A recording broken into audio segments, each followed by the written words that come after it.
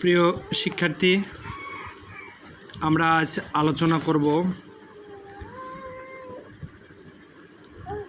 দণ্ডবিধি 1860 ধারা 375।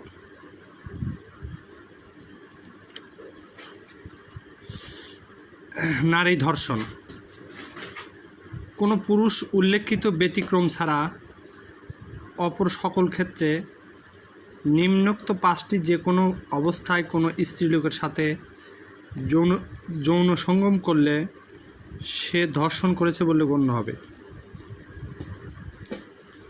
প্রথমত, তার ইচ্ছার বিরুদ্ধে; দ্বিতীয়ত, তার সম্মতি ছাড়া; তৃতীয়ত, তার সম্মতিক্রমে, যে ক্ষেত্রে মৃত্যু বা জখমের ভয় প্রদর্শন করে তার সম্মতি আদায় করা হলে; চতুর্থত, তার সম্মতিক্রমে, যে ক্ষেত্রে লোকটি জানে যে সে তার স্বামী নয় এবং সে নারীটি এবং বিশ্বাস সম্মতি দান করে যে সে পুরুষটি এমন কোনো লোক যার সাথে সে আইনানুগতভাবে বিবাহিত অথবা সে নিজেকে তার সাথে আইনানুগভাবে বিবাহিত বলে বিশ্বাস করে।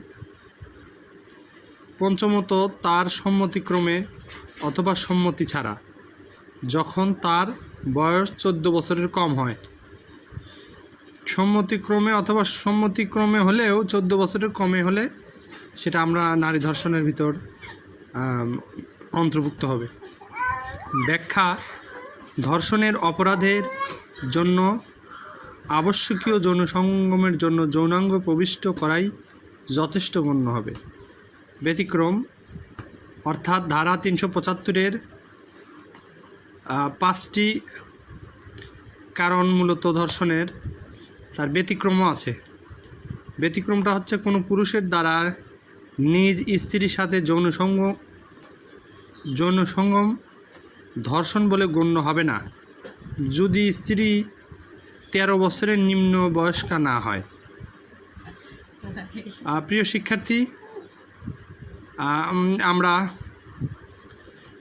যেসব বিষয়গুলো আমাদের মনে রাখতে হবে, যা মনে রাখবেন: স্ত্রীর বয়স 13 বছরের কম হলে সম্মতিসহ বা ব্যতীত নিজের স্ত্রীর সাথে যৌন সহবাস ধর্ষণ বলে গণ্য হবে।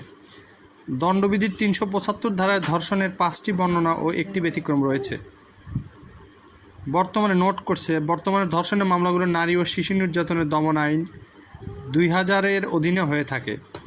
তবে নারী ও শিশু নির্যাতন